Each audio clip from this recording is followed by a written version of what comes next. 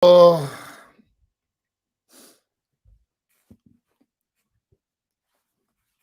الله الرحمن الرحيم الحمد لله رب العالمين والصلاة والسلام على رسول الله وعلى آله وصحبه أجمعين.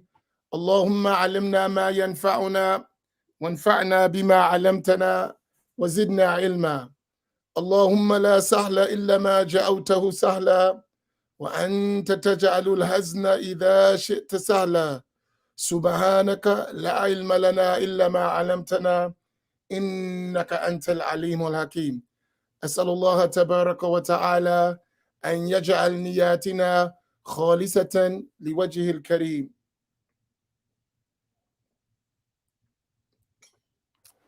أسأل الله تبارك وتعالى أن يجعل نياتنا خالصة لوجهه الكريم. طيب, inshallah, we're going to continue with our reading of the critique of Ar-Risalatu Tadmuriyya, which was written by Ahmed ibn Taymiyyah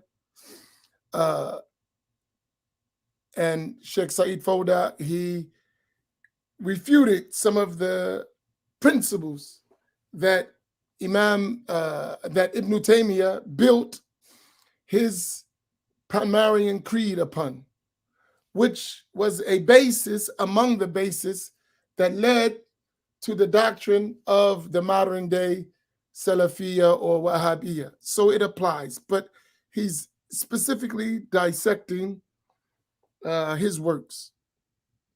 And there are many books. There's a series of books on by Sheikh Said Fawda on this subject. He wrote a series of books dealing, hold on one second, I'll show you one of them.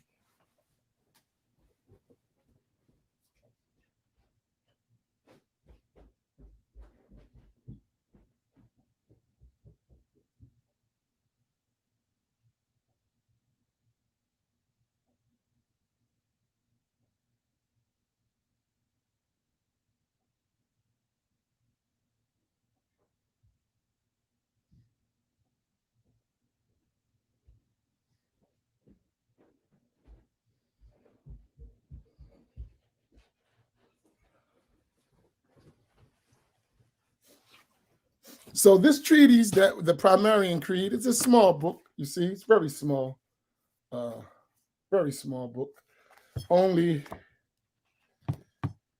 160 pages, right? Which he dealt with that, but he wrote a bigger book, which is 500 pages, called Al-Kashif Al-Saghir and Aqaid Ibn Taymiyyah, right? And you see it's a big book, 500 pages. And he talks about all the different beliefs of Ibn Taymiyyah, and he dissects them in this book.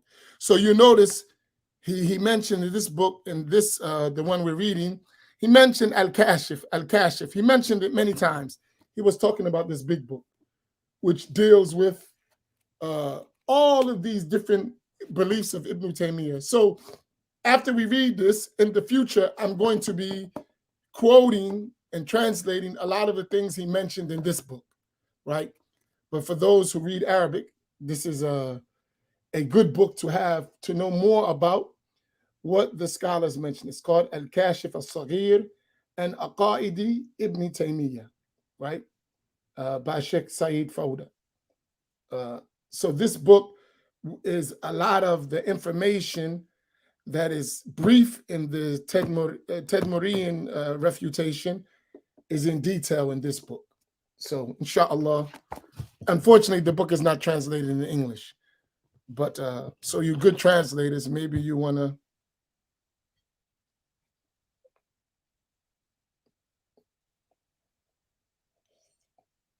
but don't worry, that's what I'm here for. That's why I translate. That's why I help you. That's why I show you the books. So it helps. Don't worry, Khadija, I got your back.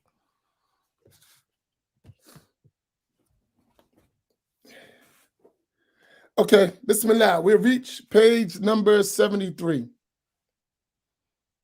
Let us begin, inshallah.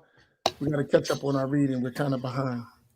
So today we're going to do a lot of reading, inshallah, because we're kind of falling behind. Bismillah. Bismillah ar-Rahman ar-Rahim. Alhamdulillahi Rabbil Alameen. Wassalatu wassalamu ala Rasulillah. The author, may Allah Ta'ala have mercy upon him, said, we explicitly and categorically declare that Allah Ta'ala is described with attributes that cannot possibly be united with corporeality, jismiyah. It goes without saying that corporeality indicates compositeness, which is itself an imperfection, be it from an indivisible part, jus la yatajaza, primary matter and form, or anything else. Compositeness is imperfection, plain and simple. Here, al-jismiya, which is physical characteristics or physical appendages, right, is a deficiency, because whatever has the attributes of jismiya is composed of parts. Whatever is composed of parts is deficient. Among the names of Allah is Al-Ahad. Al-Ahad, the scholars explained it. When you say Kul Hu Allahu Ahad, Al-Ahad, they explain it as the one who is indivisible, meaning that Allah is not a jism, a body. And a body is muraqqabun min al-ajza, right? It is conferred from the different parts, right? And it is, a body is always down to the small johar, particle. Whatever like that is deficient and created. And Allah subhanahu wa ta'ala cannot be attributed with that. So whatever has created attributes itself is created. And to ascribe created attributes to Allah would entail that Allah is created. And Allah is clear from that. Now, by this example, Ibn Taymiyyah wanted to say that even if the soul is a composite body, it is not impossible for it to be described with the above-mentioned attributes. Thus, why is it impossible for Allah Ta'ala to be a composite body that is described with those attributes? Clearly, this is a comparison between what is seen and what is unseen. Qiyas al-ghaib ala al-shahid of entities, which is nothing but resemblance. here, so whenever you make qiyas, remember I said an analogy. Qiyas is analogy.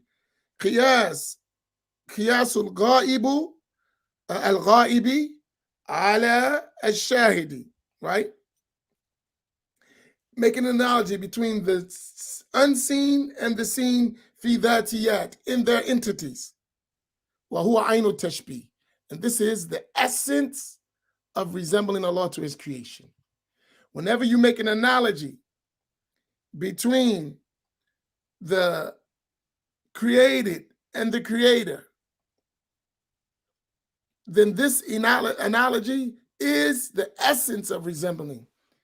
So as he made from the soul and the physical people, the humans, analogy between the soul, and which is unseen, and the physical body, human, which is seen, then make analogy from that, from the unseen soul to Allah, the same analogy, and this is invalid. So let's put our principle. There is no analogy between the creator and the created. Let's put it up. There is no analogy between the creator and the created, and which is there.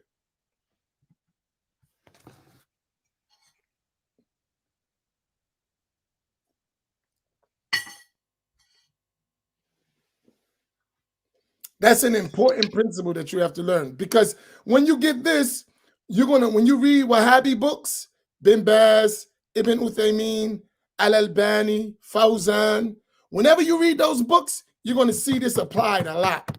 An analogy between Allah and the creation. An analogy between the attributes of Allah and the attributes of the creation. You're gonna find this analogy used a lot. And this is an invalid principle. Right? So they'll make analogy and say it's not a likeness, right? And this is a mistake. Watch, they're going to compare him to the moon, to the sun, you know, right? This is so crazy, right? And then they don't shy away from these analogies. And I showed you what they mentioned in the book of Fawzan.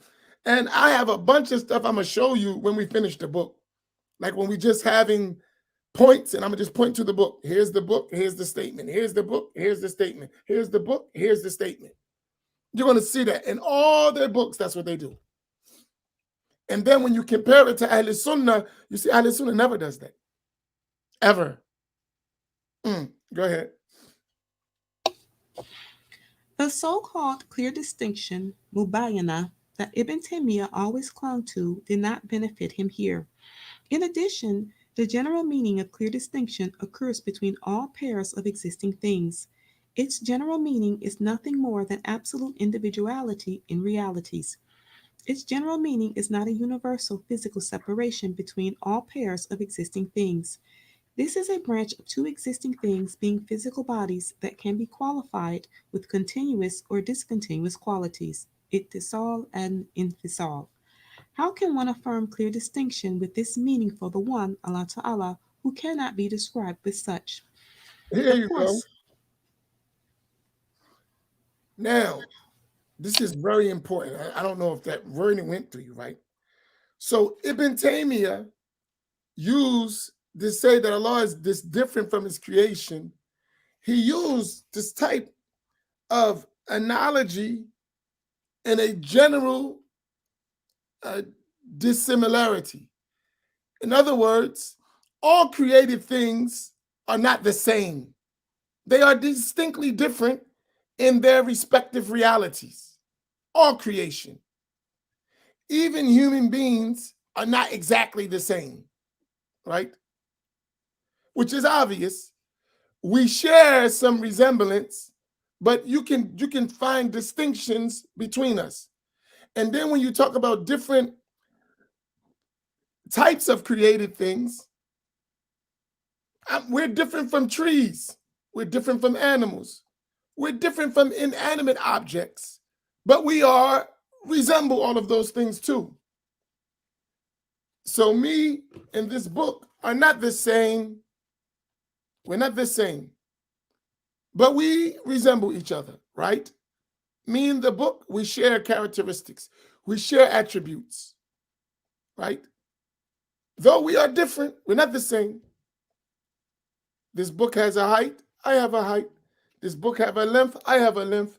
This book has a width, I am a width. This book is a body, I am a body. This book is composed of parts, I'm composed of parts. This book has a color, I have a color. This book has a volume, I have a volume. This book has a weight, I have a weight. Though we're different, we are the same. So that analogy that Ibn Taymiyyah keeps trying to make between Allah and the creation, the saying that we're different, but he doesn't forget the point that all created things are the same, when Allah is not like none of that. Is this clear?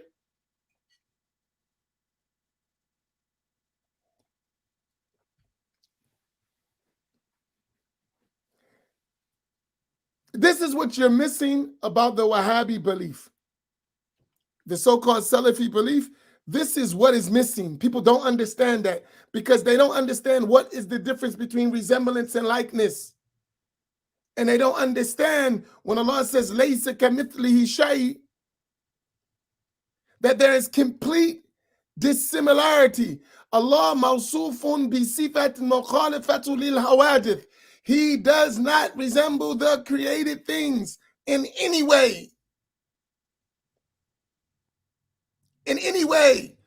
Whatever you imagine in your mind, Allah is different from that, because your mind and everything it perceives and conceives and imagines is a creation, and the creator does not resemble the creation. Ya Latif.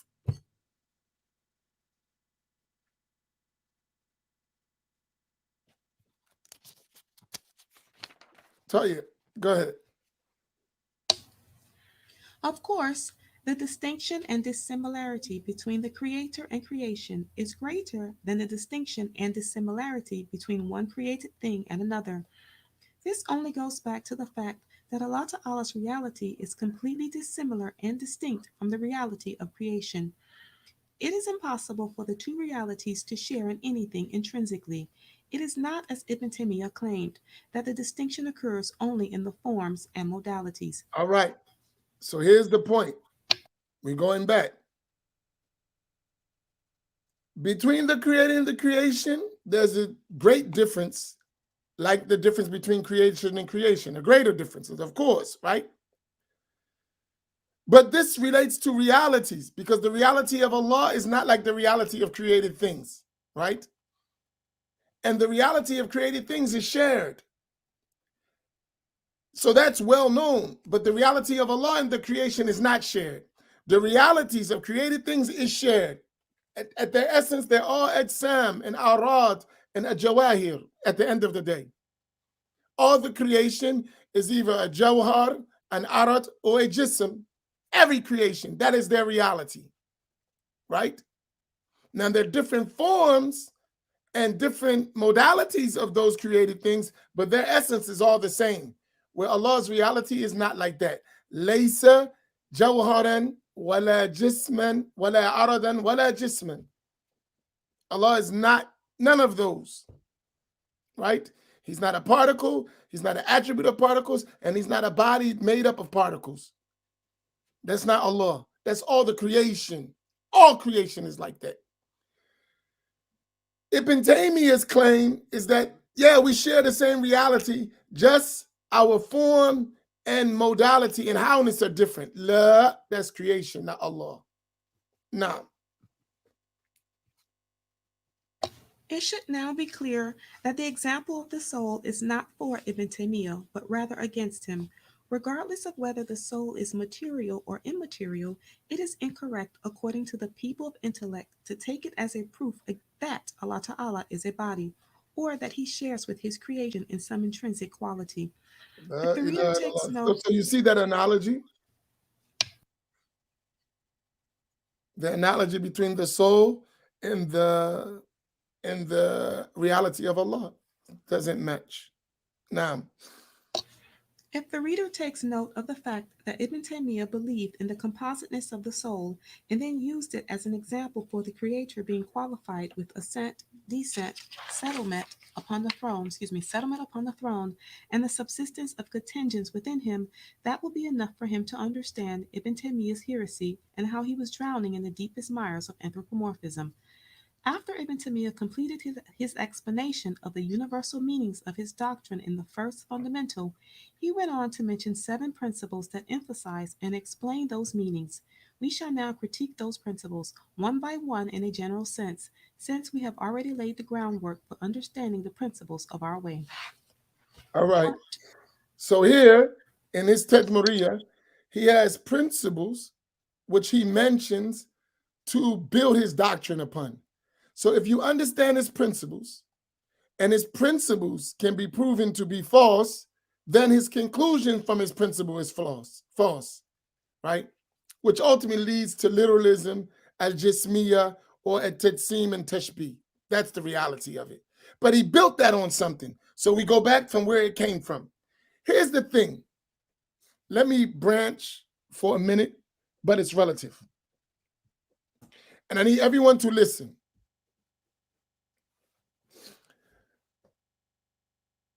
When the scholars of Ahl Sunnah, from the Ash'ariyah and Maturidiyah, and fiqh, they are Hanafi, Maliki, Shafi, Hanbali, and the people of Tasawwuf, all 3 of those are combined in one scholar, right? In Aqidah, he's this, in fiqh, and this, and he follows the path of Tasawwuf. That's all scholars. If you see someone leaving one of them out, they're not Ahl Sunnah. So if one says, I'm Ash'ari and I'm Shafi'i, but I'm not into Tasawwuf, that person's not Ahl Sunnah. They got a part of Ahl Sunnah. Ahl Sunnah combines all those things. So you'll have someone that's Athari, but Maliki and Sufi. That Athari part is problematic. That usually is a new coined word for Wahhabi. Usually. That's usually the case. So when the scholars who put all those aspects of Islam, Iman, and Ihsan together, the traditional Sunni scholar, when they refute the Wahhabiyya, they're refuting false principles. And the result of those false principles happen to be al-Wahhabiyya or as-Salafiyya in this case. And there could be Shia or other kuffar or whatever, depending what they're talking about. But we're talking about in these cases of a tadsim and tashbih. So in our time, that is represented by al-Wahhabiyya, who call themselves Salafiyya. As a learner, you have to learn to stop taking things personal. Like, could you put that up? As a seeker of knowledge, you can't take things personal. Please put that up. As a seeker of knowledge, you cannot take things personal.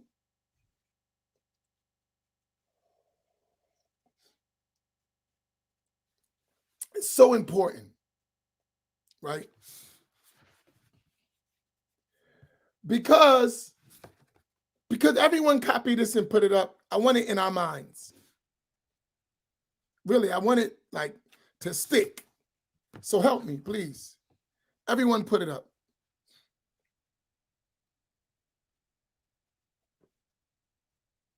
I'm going to share a story. It may get me in trouble, but why not? I like getting in trouble.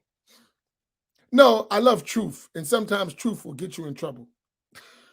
It will get you in trouble. Truth is a very, very, very difficult responsibility.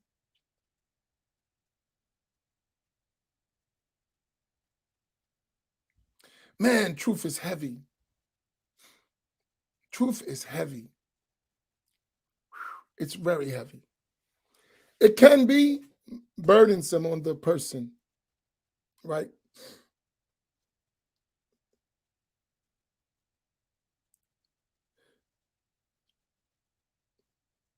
Because you know they say when you know better, you got to do better. You have to do better. Yeah, that's easier said than done, right? When you know better, you have to do better. Yeah, okay, right? That's easier said than done. It's not easy to do better, even when you know better. It's hard. It's difficult because there's a lot of stuff you have to work on inside. I'm saying that for a reason. When we're talking about these issues, no matter where you stand in the issue, don't take it personal. Seek the truth, right? I'll give you an example.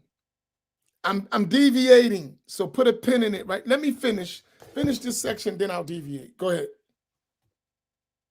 That was the end of the section. I'm on part 3. Oh, I'm sorry. I'm looking in Arabic. All right, good. We're going to put a pin in it. Read it if you need to exit. Thank you very much for. Can we all get a thank you and a barakallahu fiki for our reader? I don't know what I would do without her.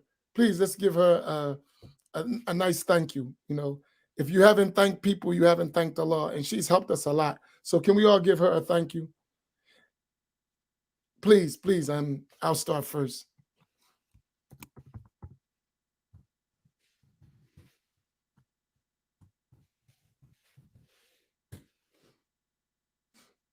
Barakallahu fiki. Really, she's a great assistance to what we're doing. And may Allah reward her and her family because she's sacrificing every morning just like us.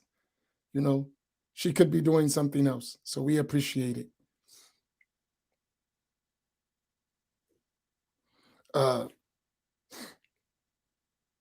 And learn to thank people who do good for you. Don't forget people, because it even if it doesn't mean much to them, it should mean something to you that, you know, hey, you did good for us. Thank you. We appreciate it.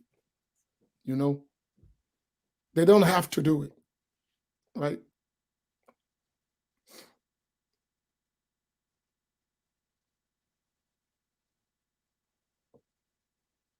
Shots fired, Danae. I don't miss nothing. I see those Scud missiles. You remind me of Imam Naim. Scud missile after Scud missile. Shoo, shoo, shoo.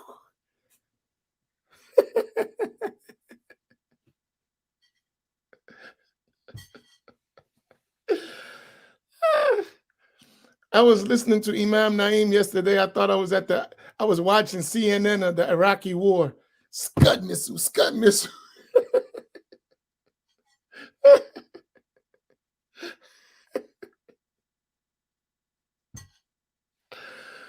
Oh my goodness. Oh.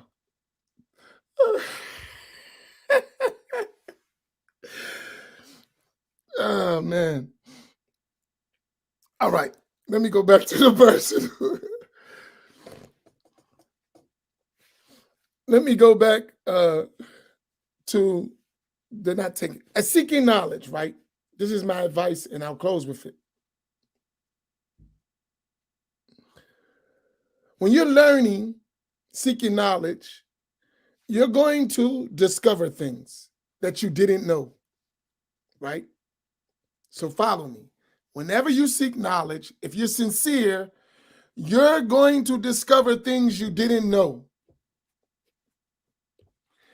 And when you do, you have to act accordingly, right? And sometimes what you discover that you didn't know may go against what you thought you knew.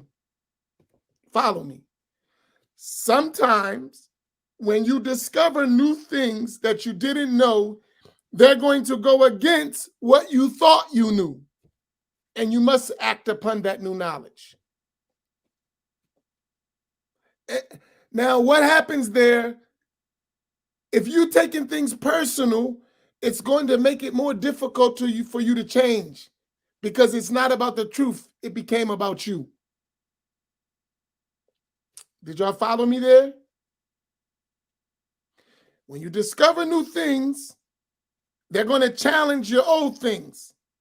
And if you take it personal, it's going to be more difficult, if not impossible, for you to make the appropriate change based on the new information you learned, because you're stuck in yourself. This relates to you. It has nothing to do with anyone else. If you can't overcome your own personal stuff, it's going to be very difficult to be changing, even though you know you're wrong, right? That's some psychological stuff going on, but it's really taking things personal. But if everything's for the sake of Allah, you realize Allah is al-Mu'ti. Allah is the one who gives, right? So he gives you knowledge at different stages. For wisdom he knows. You'll say, I didn't know at this time, I learned at this time, and I act accordingly. That's it.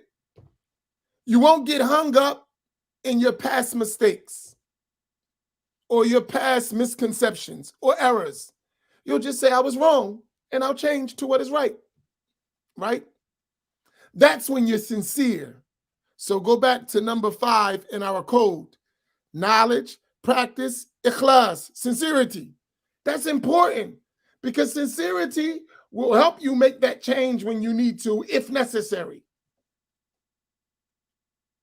Sincerity will make you reevaluate yourself.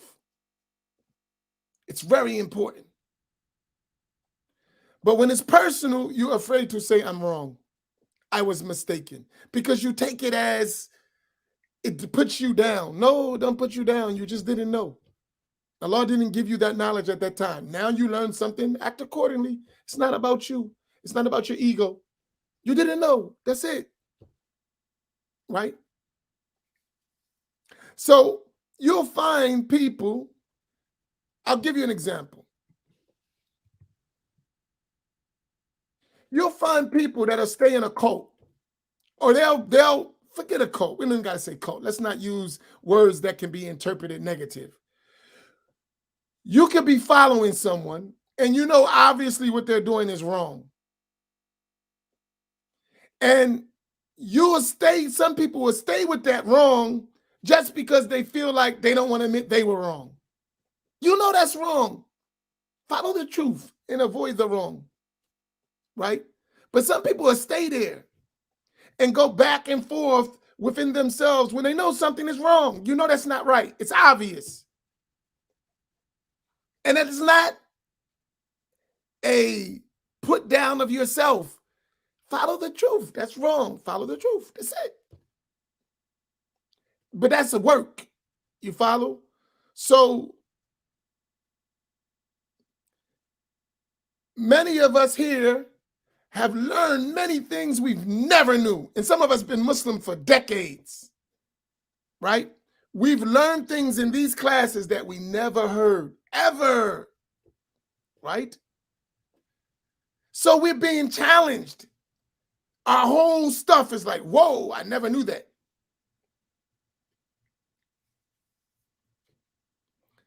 I've been through it. I'm still going through it. Yesterday, I'm going to share a story with you personally to give you an example. I had some sheikhs, right? I've been around a long time, so I've been through a lot of stuff, movements. You know, I'm young, but I started young, right? I started learning about Islam when I was 10 years old. I'm 51 years now old, right? I'm still young. 51 is relatively medium age. I'm still young. I got a little bit in me left, right? Maybe a lot compared to some, right? But I've been at this for 41 years. Do you know how much I've seen in 41 years? And I've been active. Like, I'm the way I am. I like to read. I like to study. I've always been like that, right? So imagine in 41 years what I've seen in Islam. Can you imagine? And I've been all over the world. Can you imagine the stuff I've seen in 41 years?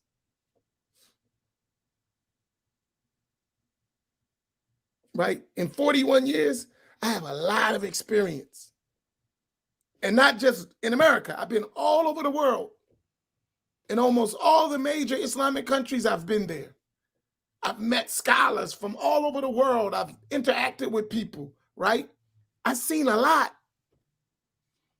Still to this day, I'm discovering stuff that I'll be like, wow. To this, I'm talking about like amazing stuff. Like, so yesterday I was reading a book, right? By a scholar, right? And as I'm reading, I see what he does outwardly, and I see how he's switched and changed over the years. I see what they used to do and what they're doing now. I notice the trend in the world because I'm older. I see stuff. And I'm like, this is straight up game. I hate to say it like that. This is straight up game.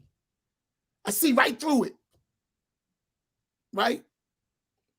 And that's a hurt because, listen, that was a scholar or a sheikh or whatever you want to call him. He's not really a scholar. He's really a sheikh, but he goes in the form of a scholar. When I say sheikh, he's learned. I don't doubt that. But he's in an organization that controls people. So they got all kinds of mechanisms to control people, right? And because of the internet, I want all of y'all to say, if you don't realize it, say Alhamdulillah for the internet for Black people. That sounds crazy, but I'm going to share something with you. Alhamdulillah, please put this up, Isla. Alhamdulillah for the internet for Black people, African Americans, whatever. Now, somebody say, what the hell is he talking about?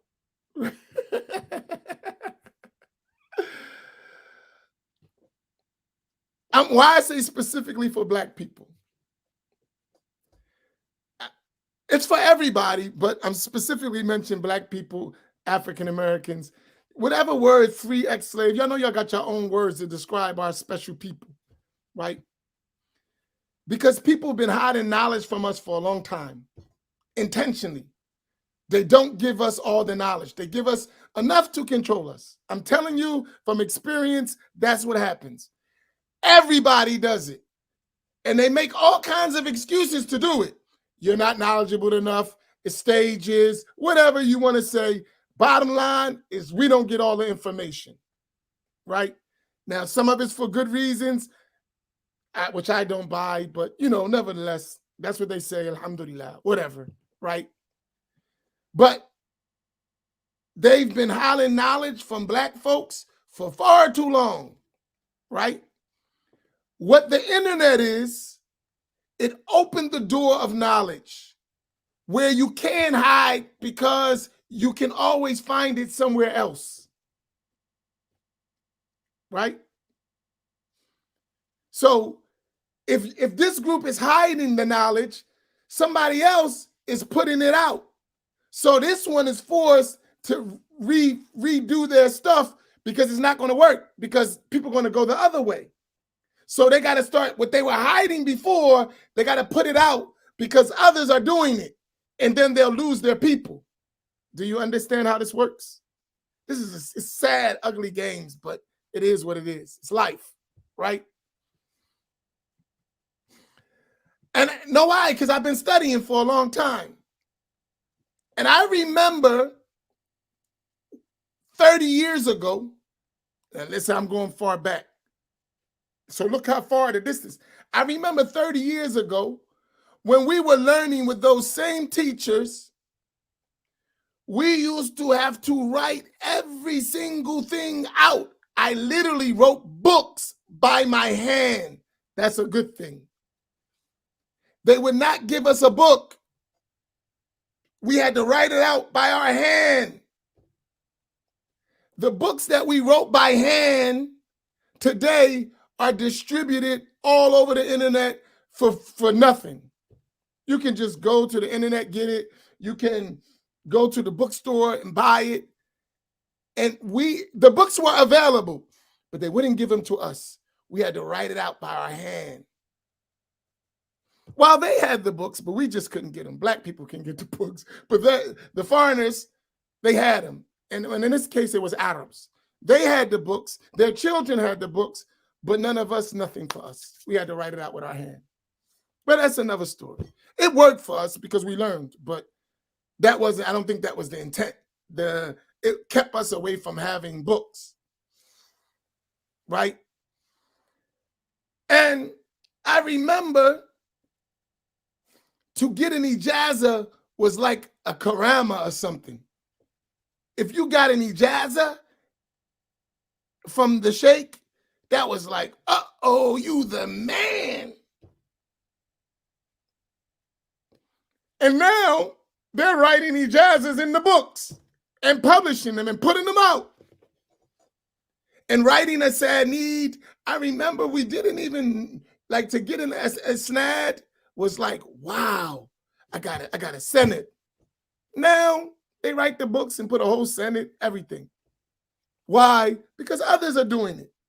And if you don't do it, then your followers are going to go to others because they got the internet. They can just roll. Even if they don't tell you, they're going to be somewhere else. And they do it, right? So I noticed the change. But now, because I studied with other scholars, I know a sanid very well. I know chains of narration very well. I know the books. This is something that I spent a lot of time with my teachers doing. Chains of narration. I know them very well. I even know them so well, if you bring me a chain, I can almost pick out where it's wrong just from a name. That's how well we studied it, right? So when I look at your chain, I'll catch you. Really, really years of studying chains of narration and how to examine them, how to investigate them. I spent a lot of time. That was my job for my teacher. That's what I used to do. Make sure the asanid were correct. That was what I used to do, right? For years. So when I look at your chain of narration, I can catch it, right? Imam Naim, you remember we was talking about the Shehu, and I said, bring me a book of his chains. You remember that, Imam Naim? I asked you that. He was talking about Shehu, Uthman, Sheikh Uthman Danfodio. I told Imam Naim, give me his chain. And I did it for a reason. I'm good at chains. And I discovered where he got his knowledge from, who he learned from, which is important. And I connected my chain to his chain and the chains of my sheikhs to his sheikhs. I did it for a reason. From where you learn, this is our religion. Al-isnadu min ad-din walau la isnad laqala man sha ma sha. Don't just quote. Let me see where you learn from. Let me see where you're getting this knowledge from. And I traced my chains and the chains of my teacher to the chains of Sheikh Uthman Dan Fodio, same route. And then I checked his chains to make sure they were correct because I had the chains and I know them well from multiple routes, from multiple teachers. That's a whole science. One day we're going to spend time learning that science. I'm going to teach you, right? That's a science in and of itself. It's a whole field of study.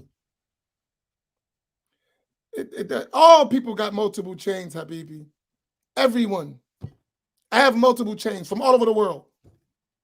Anyone who studies will have multiple chains because people who study don't have just one sheikh. You have multiple sheikhs. So bring all the chains and I will examine them. I'm able to do it. I'm good at it. So Abu Muhammad, if you got multiple chains, bring all of them and I will examine them for you. I'm good at it. That's what I do. I will match those chains. Trust me. And I will catch mistakes. If there are mistakes, I'll catch them. And that's not a boast. It's just something I did, and I spent a lot of time doing it. And I have more stuff in chains and narration probably than you have books. No, serious, that's how deep it is. I have more information in books just on chains of narration and narrators than you probably have of books altogether. Just in that field alone. If you visit my library, just on that subject, nothing else, just about chains of narration, scholars who narrate from others, where they come, who they come, you will see that I have more books probably than you got in your whole library, just on that subject. And I'm saying that not as a boast, to show you how extensive it is. And you know you like books, so you got books, right? Just in that field alone. No, I'm not tooting my own horn. I'm making a point. How much it is. It's a big field. That's all I mentioned. It's a big field that we know nothing about. So most of us don't realize how much it is. That is a whole field of study alone. That's all I mentioned. It's not boasting. It's just telling you, if I could say that, how vast is the field? Right? That's all I'm saying. So no, I'm not boasting. Khadijah, stop taking shots at me. You scud missile shooter, you, right? I see you got a chain of narration from your daddy. Right? No. I'm just messing with Khadijah's my homie. I'm joking with her. Right? But my point here is this. So when that teacher put those chains, I'm saying, Dad, 30 years ago, you could have told us this. Right? How far we would have been 30 years ago if you would have gave us this information. But you didn't. And still today, I see people who follow those same people going through the same stuff we went through 30 years ago. That's deep. Black people I'm talking about. Going through the same thing that we went through 30 years ago with the flood of information that is given to the Arabs, but the blacks know nothing about it. To this day, the same group, the same people, the same games. Right? That's some deep stuff.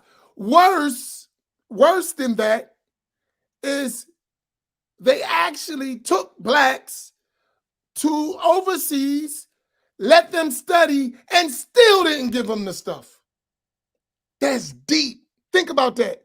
Now that's game on top of game. At least with most of us, we stayed in the States and we didn't have it. They actually took blacks overseas, train them, send them back, and they still don't know. Now tell me that ain't deep.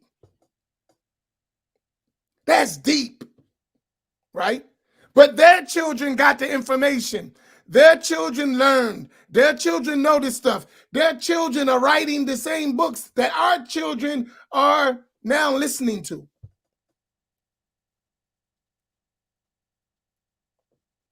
I mean, it's just now, when you learn this, I have to say, man, y'all full of it. I have to be honest. I mean, I learned. I know better that you're full of it, man. Get out of here. Right? You're full of it.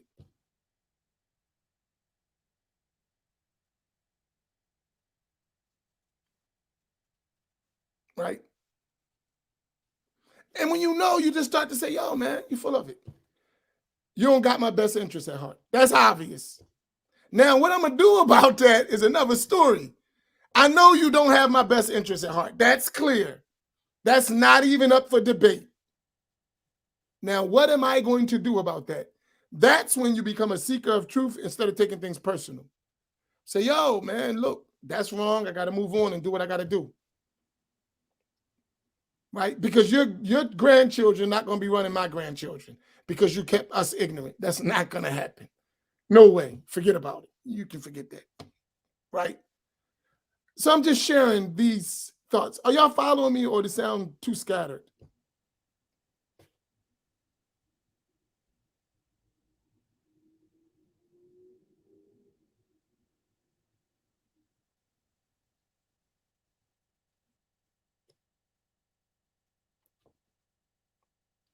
So for us, we're going to learn. When we learn, we have to do better. If you don't learn nothing from me except to start doing good research, right? If you don't learn nothing else, I hope you learn the correct belief. But to learn and do good research, you see I research, right?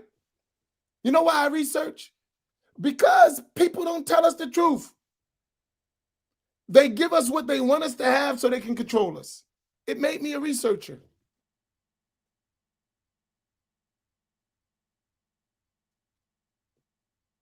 It made me a researcher. I've been around long enough to know, man, you're full of it. I hate to say it, but that's what I came. And I don't mind you making mistakes. I make mistakes all the time. All the time. Right? But we're no longer just sheep. You can't just guide me to anywhere you want. I'm going to research. I'm going to check. I'm going to learn. I'm going to evaluate. And I'm going to act appropriate accordingly to what I learn and research. That's wrong. Period. That's not the whole story. It's more to it. That's it.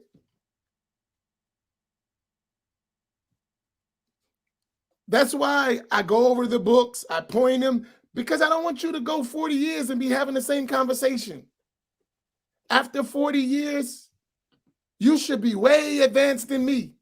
Way more advanced than we are today. You got to keep going. It's not about me being in charge. La, you got to exceed me. You got to surpass me. One day I should be sitting at your feet. And I hope that we put in that kind of work that our children become our teachers, not somebody else's children, our teachers. Our children become our teachers.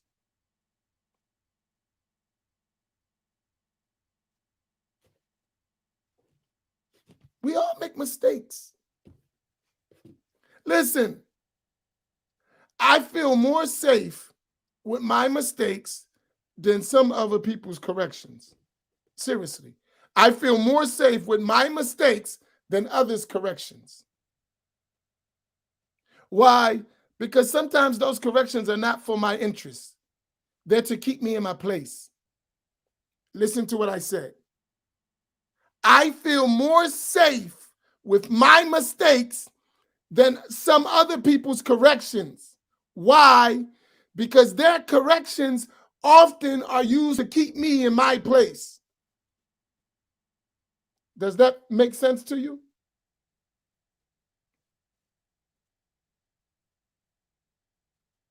Does that make sense? So you're not correcting me to lift me up. You're correcting me to keep me down.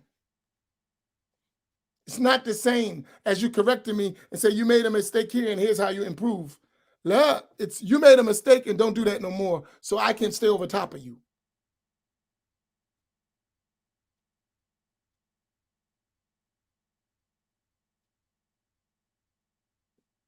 This is the common thing. And guess what? The same one who's correcting you probably got more mistakes than you. Right?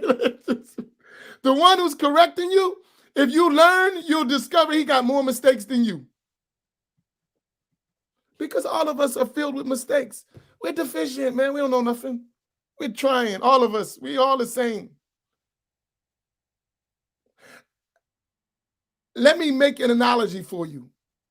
Arita, are you still with us? I'm still here. Can you read something? I tell y'all, get books. Everyone should have this book, right? Let me give you the link if you don't got it. If you want to purchase, all of you should purchase this book. I'm going to give you the link right now.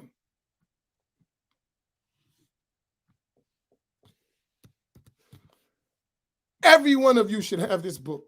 It's essential reading, right? Every single one of you should have this book. Whoever doesn't have it, need to get it. There's the link. It's essential reading, The Reliance of the Traveler. It is essential for our studies. You need this book, especially as an English-speaking person. No matter what madhab you follow, the school is Shafi'i. However, it's way more in it than that. If it is nothing but just for the biographical section, you need this book.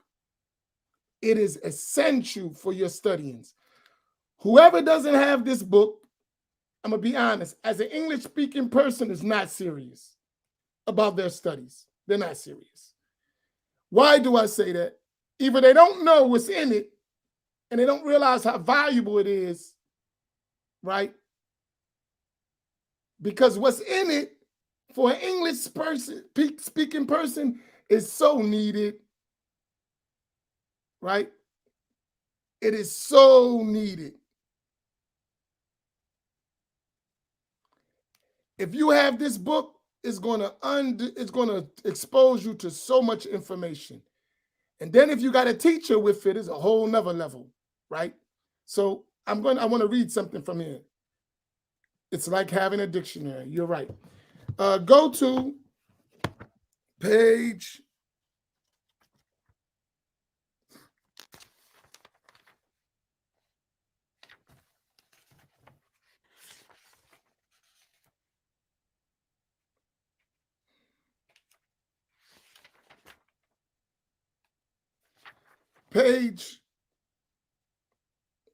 1098. It's the biography of Sheikh Shuaib Arnaout, which is X331, right? So just go to the point I want to point to you. Page 1098, if you have the book. You got it? I have it. So All right. X331? Yeah. Go down to the bottom of the last of that biography section. It says in our times. You see it's down. It's 1, 2, 3, 4, 5, 6, 7, 8, 9, 10, 11, 11, 12 lines from the bottom. Read that. In our times, as sheikhs qualified to teach the classic works on the Islamic sciences grew steadily fewer, Shuaib's hope is that such expanded and annotated editions will to some extent fulfill the educational needs of the Muslims who read them. Though he will probably be remembered for his work in hadith, he strongly believes that Muslims should take their religion from those with the best understanding of the primary text of the Quran and prophetic traditions. At their forefront, the imams of the four schools. They are explainers, not popes, he said. But in each of their schools, there afterwards followed 100 or more scholars who refined and added to their work, men whose stature in Islamic knowledge was like mountains, any of whom could put 15 of the scholars available today in his pocket. Stop right there. Could you read from the beginning where you started at again? In our times, back to that. I want to read it 3 times because it's so powerful, this statement. So 2 more readings. In our times, as sheikhs qualified to teach the classical works on the Islamic sciences grew steadily fewer, Grow.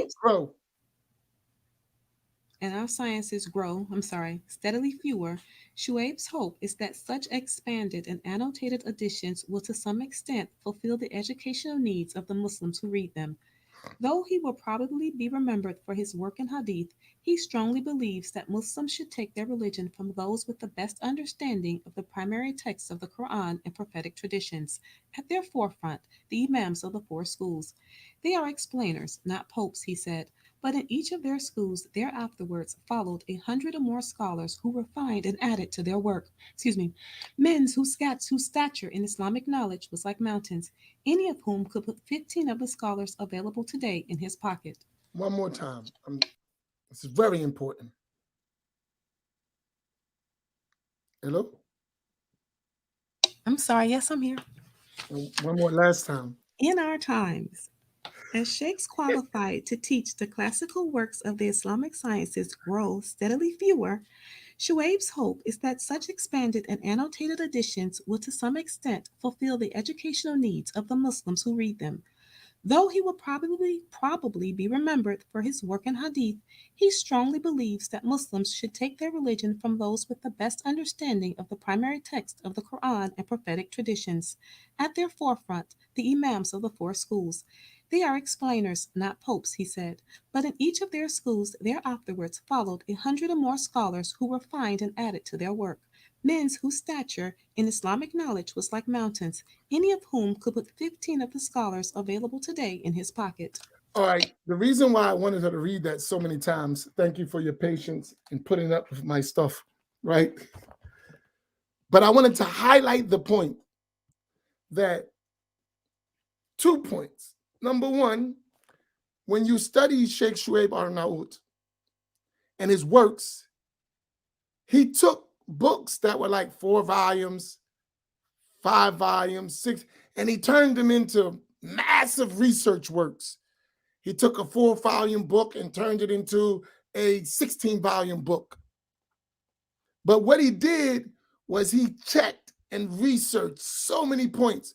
So he took like the Musnad of Imam Ahmad that could be 6, 7, 8 volumes if you just use the text. And he turned it into 50 volumes. 50 volumes. But the research he done is like amazing, right? And he had a staff of people that would research. And so in Hadith, it's just like his works for research are just so important if you're serious about researching, right? So he was doing what we're talking about. And his books are very important for that field. If you're in Hadith and Hadith studies, his books you got to have them if they're a part of it. But despite his great level of knowledge in Hadith, he said what? We need to take our knowledge from the real scholars. And then what did he say about them? He said any one of them could take 15 of the scholars today and put them in his pocket. That's a strong statement. Any one of them, Abu Hanifa, Malik, Shafi, Ahmed, and their students, the 100 scholars who follow them, right, could take any of the scholars today, not the sheikhs, not the imams, the scholars of today, and put them in their pocket. Man, that statement, and he's a scholar. He's talking about people like him, not us. He said one of them could take any of the 15 of us, and he's talking about himself, and put us in their pockets. What kind of mountains were they?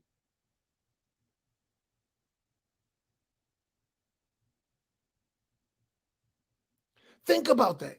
That's a strong statement. So when the guy come today acting like he's the, how do I say the end all, be all, end all? Is that how you say it? You get these people like, I'm the man. No, you're not. You're not even close to the man.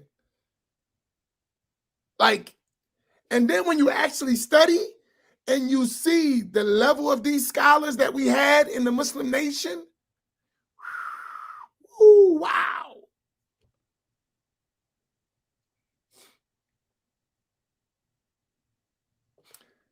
I'll give you an example. For for all of us who love Sheikh Uthman Dan Fodio. In Sheikh Uthman's chains of narration, there is one level between him and Al-Hafidh al-Sheikh Muhammad Murtada al-Zabidi. Right? So he has one Sheikh and then Muhammad Murtada al-Zabidi. Okay, let's get Shehu test. Y'all ready for a test, Shehu people? Are y'all in the house? I want to share something, show you the knowledge, right? Shehu people, y'all with us? Where you at? Raise your hands, put your flag out. Shehu people, put your flags out. Don't run now. Come on, where the flags? Where your flags? Let's go.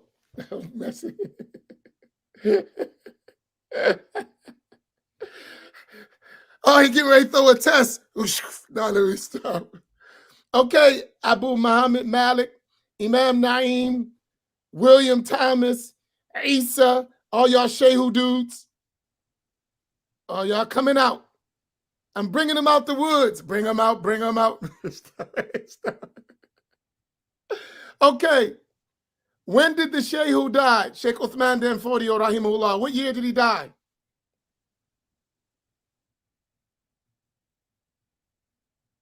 What year did he die? Imam Naim, you can't answer. Only if they don't answer, then you kick in.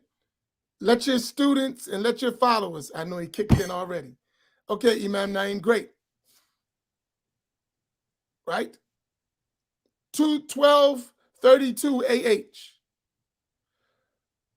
Isa, what year did Muhammad Murtada al-Zabidi die?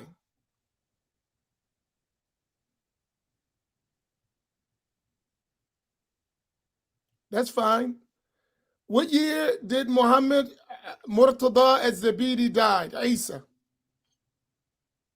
1205. So the Sheikh of Uthman Dan Fodio was a student of Muhammad Murtada al-Zabidi. Who was Muhammad Murtada al-Zabidi? All of you should be able to jump in. What is he famous for? For those who advanced, there's one thing you should know. And for those who just been in the class, you should know where he's famous for, because we studied him already.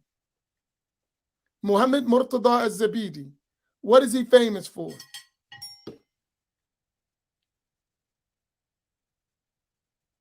This is important stuff.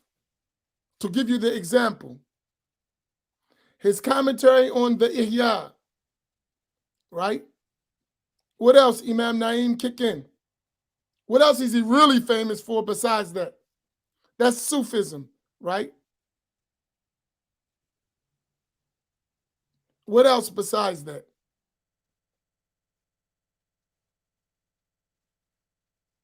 He's very famous for this particular field. He was the Musnid of his time. Beautiful, Isa. No, that's not the Zabidi. That's someone else, Abu Abdullah bin Isa. He was the Musnid of his time, meaning in hadith and chains of narration, in his time, he was the foremost scholar in his time, right? You know what he said? Muhammad Murtada al-Zabidi. He said, there is not a chain on the face of the earth, nor a book, except that I have a connection to it. That's powerful. He said, there is not a chain of narration to a scholar or a book on the face of the earth, except that I have a connection to it. So that means he was an ocean, right? And he was a Hafidh.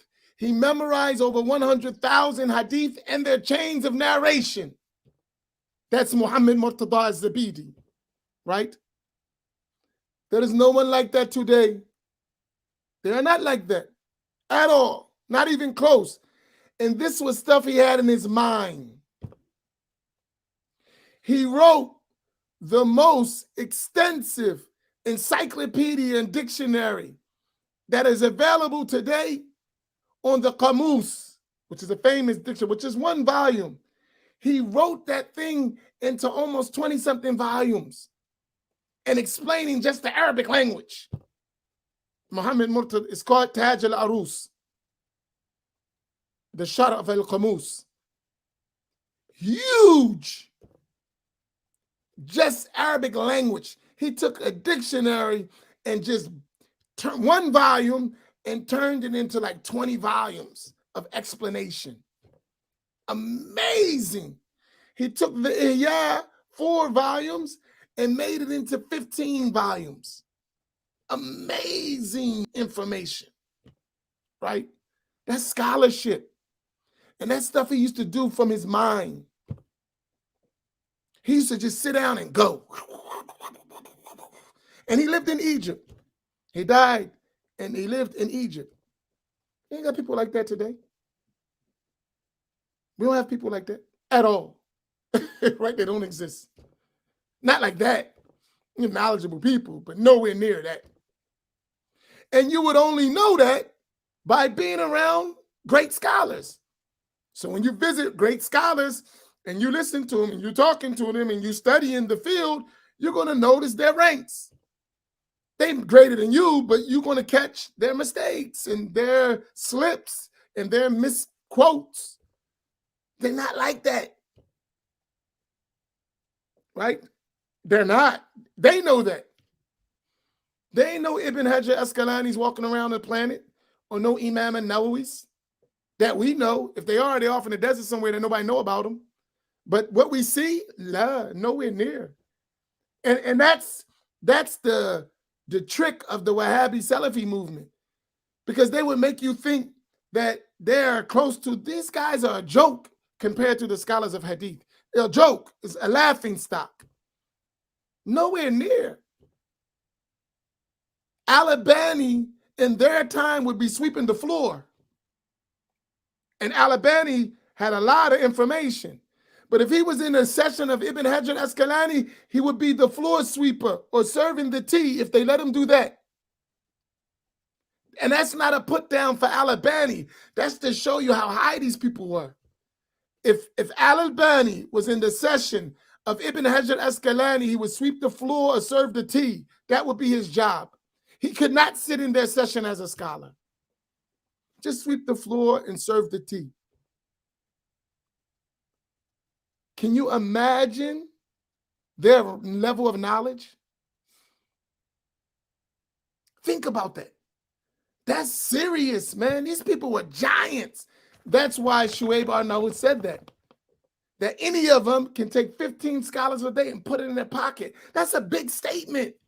That tells you something. It brings us to a level of humbleness, right? It has to. Like, we got a lot to do. And so no one should be making claims around here. All of us got a lot of work to do, even the scholars in our time. We are falling short. That's just real. So if the scholars are falling short, what about us? Because we're relying on them. What about us? And now you got real scholars, then you got fake scholars, then you got imams who are not imams. We got all these layers in between real scholarship and us. Do you understand? Do y'all understand the point I'm making? So even if someone's making corrections, man, you stand to be corrected yourself. So my mistakes ain't that great. So are yours. Just no one's picking them out. But you're picking mine out to make me stay in my place, which is a crime. You should be trying to lift me up. If you're picking out my mistakes, you should be saying, these are mistakes, and here's what we need to do to get to that level. And while you're at it, please admit yours too. While you're at picking mines apart, please fix yours as well, because you got a whole lot yourself. Don't make excuses for your mistakes while you're pointing out mines.